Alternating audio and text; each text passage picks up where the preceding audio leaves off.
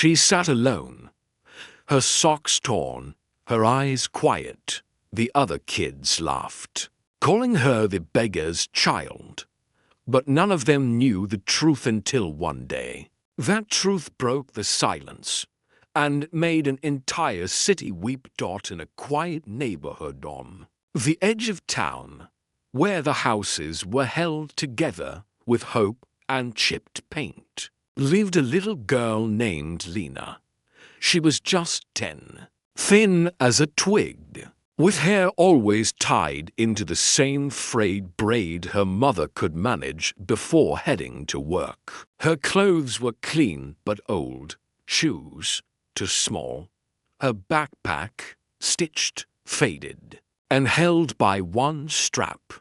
Every morning, Leena walked past children waiting at bus stops.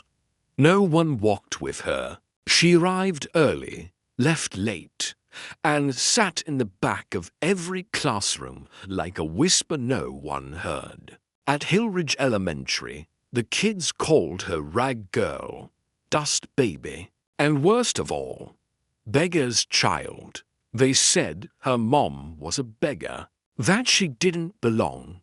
Sometimes they'd throw crumbs near her desk and laugh, waiting for a reaction. But Leena never cried.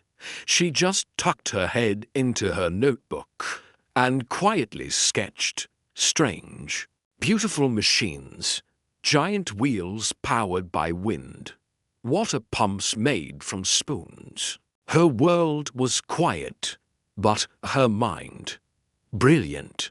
Her mother, Salma, worked 3 jobs. She cleaned diners before sunrise, handed out flyers in the afternoon, and sold second-hand clothes from a stall on weekends. She never begged. She refused to. Still, the way people looked at her like she was invisible or something less than human, cut deeper than poverty ever could. One winter morning, Leena was sitting alone on the school steps, sketching in the frost. Some boys walked by and smirked. "Why don't you draw yourself a better life?" one of them said. Another added, "Don't forget to draw your beggar mom too." But that morning, a quiet figure had been watching Dotmer.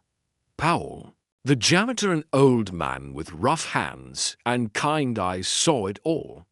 He didn't say a word that day, but he remembered. The next day, as Leena opened her locker, she found something inside, a small package, wrapped in brown paper, tied with string. She looked around, no one watching. She opened it. Inside, a sketchbook, a real one, with thick white pages and a little note tucked inside, for the girl who sees the world not as it is, but as it could be. A friend. She blinked. For a moment, the hallway wasn't so cold.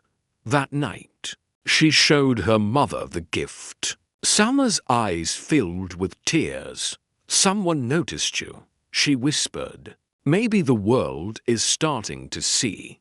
A week later, the school announced a science competition. Design something that could help the environment. Teams of 3, prizes, recognition. Leena had no team. When the teacher asked who she'd partner with, the room fell silent. No one. She shook her head. "You can still submit something on your own," the teacher said kindly. "If you want." She did.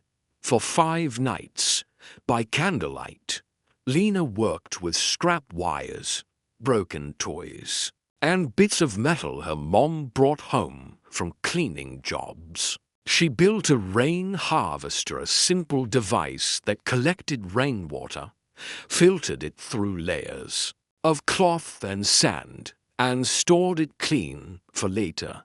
"My mom walks 3 miles to collect water some days," Leena explained in her project paper. I wanted to make something so no one has to. The day of the presentation came. Leena stood alone, next to her humble invention. The others had polished displays, colorful charts, expensive materials. Some parents even built the projects for their kids. But when Leena spoke soft, clear, and full of heart, the auditorium quieted. She showed how her filter worked, shared pictures of her neighborhood, described the joy of having clean water on dusty days. The judges were stunned. And then someone asked, "Who helped you with this?" She paused. "My mom did," she said. "She doesn't have an education, but she taught me something more important. That being poor doesn't mean you're powerless. It just means you have to find a different way to shine." Silence. Then, thunderous applause. That night, the local paper ran a headline: "Beggar's child builds device to help neighborhood win science." Competition alone. The comments poured in. One read, "She's not a beggar's child. She's a pioneer." Mr. Powell revealed he was the one who gave her the sketchbook. He set up a donation page for Leena's education. Within 2 days, it crossed $50,000. Another act of kindness came from Ms. Carter, the school librarian. She arranged for Leena to visit the university engineering lab. Professors were blown away. And then came the biggest moment. The mayor invited Leena and her mother to City Hall. In front of cameras, he knelt down, presented her with a certificate, and said, "Today, we honor not just a young inventor but the love between a mother and daughter that taught us all something priceless." Salma cried for the first time in years, not from pain, but from pride. Within weeks, Leena's design was implemented into community shelters. Volunteers helped build them. Local companies offered internships for when she turned 16. The same students who had once mocked her now stood in line to learn from her. And when one of them nervously said, "I'm sorry for what I said before," Leena smiled gently. "It's okay.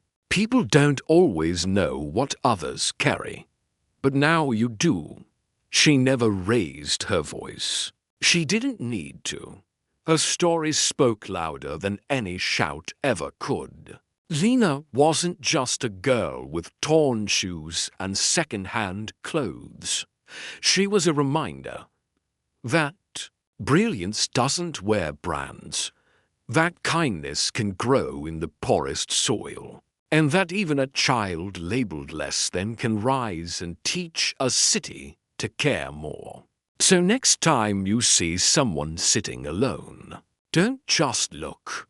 See, you might just be standing in front of the next Leena. If this story moved you even a little, like, subscribe, and share it with someone who needs a reminder that kindness still exists.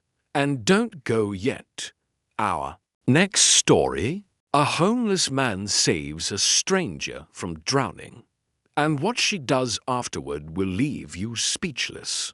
Tap now, because kindness never ends, it only begins.